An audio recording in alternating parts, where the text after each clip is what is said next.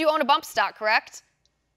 Actually, I made my own. I 3D printed it, which makes this even more egregious that I have to now destroy something that's so near and dear to my heart. So the 90-day deadline is today. So what are you going to do? Are you going to give it to the government? Or are you going to destroy it yourself? What's the choice? Yeah, I destroyed it myself. I cut it into the 5 pieces that the ATF tells you have to cut it into, and apparently that's it. The amazing thing is, as I said, I 3D printed it, so I was able to have a machine build it for me. I actually had to expel more effort to destroy it than I did to make it. So the interesting thing is we now live in a country where it's harder to destroy a machine gun than it is to build one. Right, and hold that up if you don't mind another second, so that our viewers can see this. I mean, you can see this on the screen. It is a piece of plastic. This is not. It's a piece of plastic that you made. So.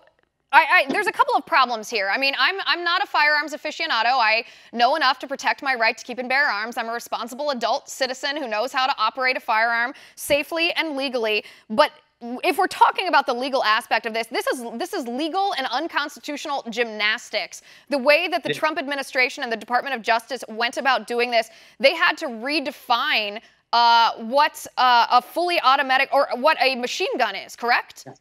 Exactly. So when this law was passed in the 1930s, Congress just defined what a machine gun is, a fully automatic gun, and what a semi-automatic gun. And it's a very simple test that's lasted all this time. If you pull the trigger and only one bullet comes out, it's not a machine gun.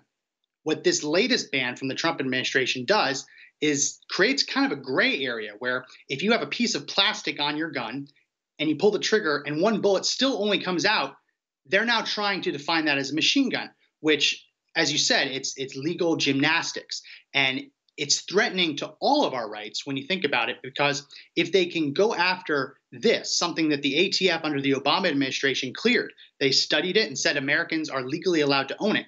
If they can just willy-nilly decide to ban this, force people to either destroy it, surrender it, or face 10 years in prison, what are they going to do for the rest of our guns, right? And if it really is as simple as they're now trying to define semi-automatic weapons, which the majority of guns sold in the United States today are, if they're trying to define those as automatic weapons, something that Congress chose not to do explicitly, then that's a pretty bad slippery slope. It is a very bad slippery slope. Also, the penalty for this, the 10 years in prison that you said, that's twice as much as you could get if you take a loaded firearm into an elementary school. You can only get 5 years for that, 10 years for this.